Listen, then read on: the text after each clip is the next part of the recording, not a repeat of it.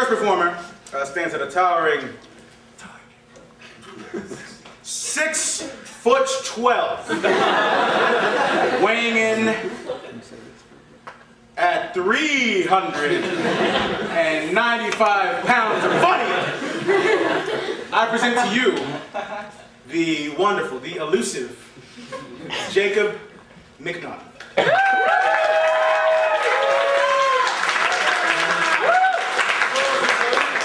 So I am Jacob.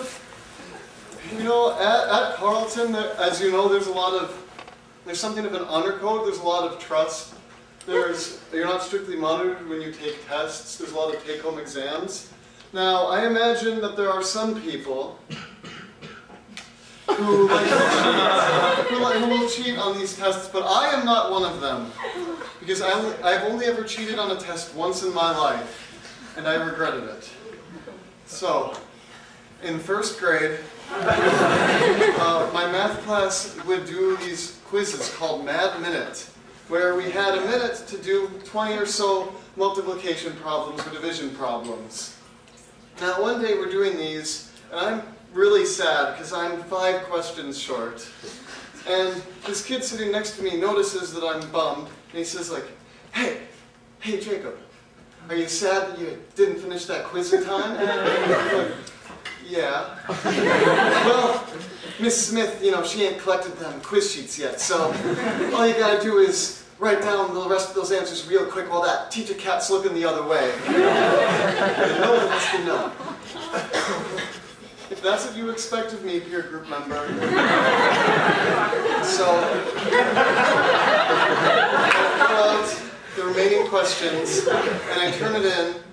And the thing about Mad Minute is that whenever you ace enough quizzes, you move on to the next level. I was about to move on to the next level, so at the end of class, the teacher said, all right, let's honor everyone who is moving up in Mad Minute. So those of us got up out of our chairs, we stood in front of the classroom, we looked at all the admiring classmates out there.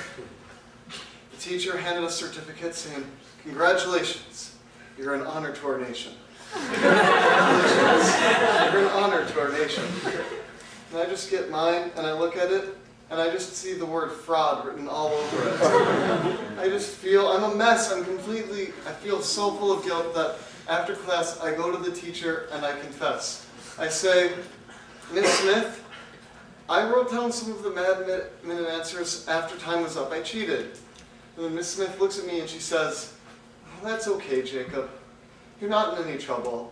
Why don't you just keep the certificate and move on to the next level? And I was just shocked. I had blatantly cheated on a test, and the only person who cared was not my teacher, it was me. No one else cared that I lied and benefited from it. So from then on, I realized that I don't cheat on tests anymore because I know that I'm just going to completely pussy out and mess up. So, over the summer, I went back to my hometown, Bloomington, and I stayed with my family. And one day I'm at home, and these sirens start going off, and we're puzzled. We're like, what is this? So we turn on the TV, and it says that there's an F5 tornado heading directly through Bloomington, Minnesota. So shit. So we all,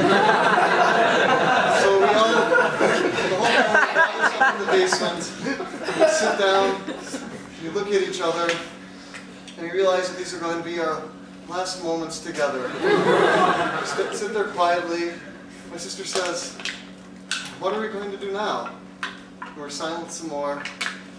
And then my mom says, well, let's play some Scrabble. So we bust out the old family Scrabble board for one last game before the hurricane comes and just messes everything up. We play some words. We play, you know, ambitions, love, tomorrow. You know, we're not talking about any of these things. We're just playing them on Scrabble tiles. And so, yeah, we only have so much time before the mudslide comes and just wipes everything out. I play the word hope, and a single teardrop falls down my face, lands on the E, and it floods the board, much like the flash flood short will. So my sister plays Faith, and we realize that that's just going to be completely wiped out when the earthquake hits. And then the worst part of it was my brother misspelled happiness, and none of us corrected him because we didn't want his last thoughts before the North Korean military raided our house. We didn't want those last thoughts to be, I'm dyslexic. So, it just hit. I was the only survivor. So, a few summers back, I should back this up by saying I am not someone who has a lot of social skills. But I learned from the mistakes that I make. One mistake I made is that you should be really careful if you ever date a girl who you've had an unrequited crush on for a while.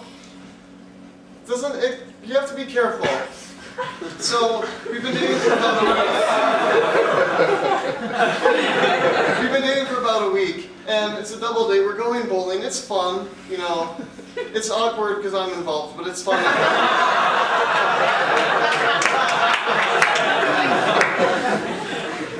And so at the end of the day, we're driving home, and I'm not certain what to say at this point. I don't know what I'm supposed to do.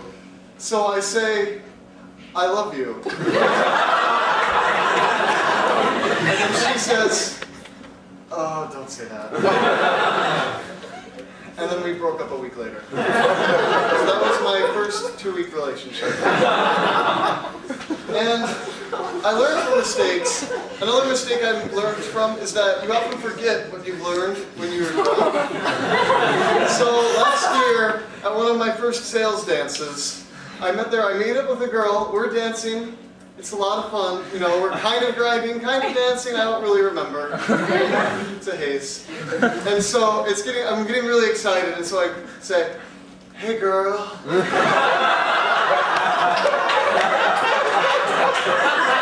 Girl, I want to marry you.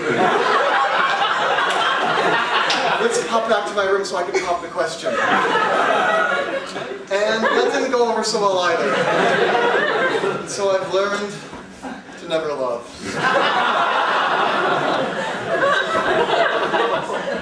A few weeks ago, I was getting really excited about the Occupy Wall Street movement. I was getting really involved. I think it's ridiculous how so much wealth can be so concentrated in our society. So, you know, I went up to a rally in Minneapolis, and it was a lot of fun. And then I live near Minneapolis, so I stopped by my family's house for dinner. You know, my family isn't really dead. Don't. I really hope you didn't think that.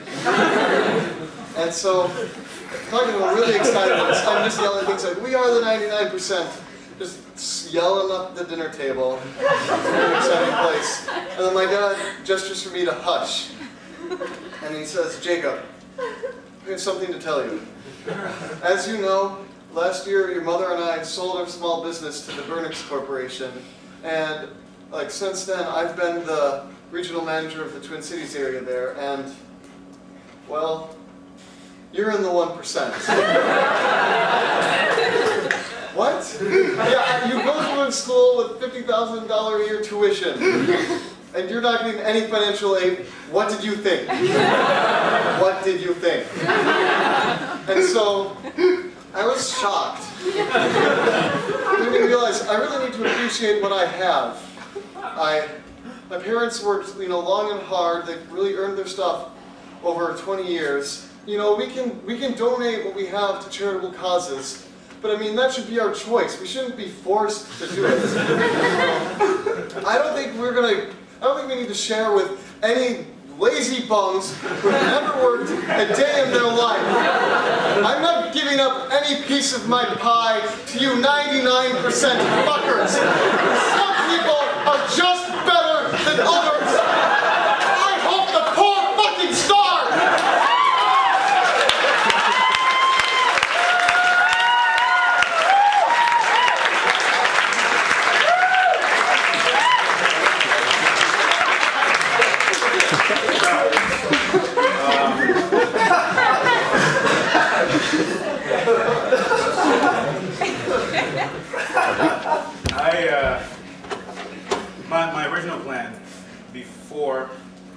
coming on stage right now was to try and make y'all feel bad, so that when the stand-uppers really came out, they'll make you feel good regardless of what they say. But after that, there's nothing I can really say.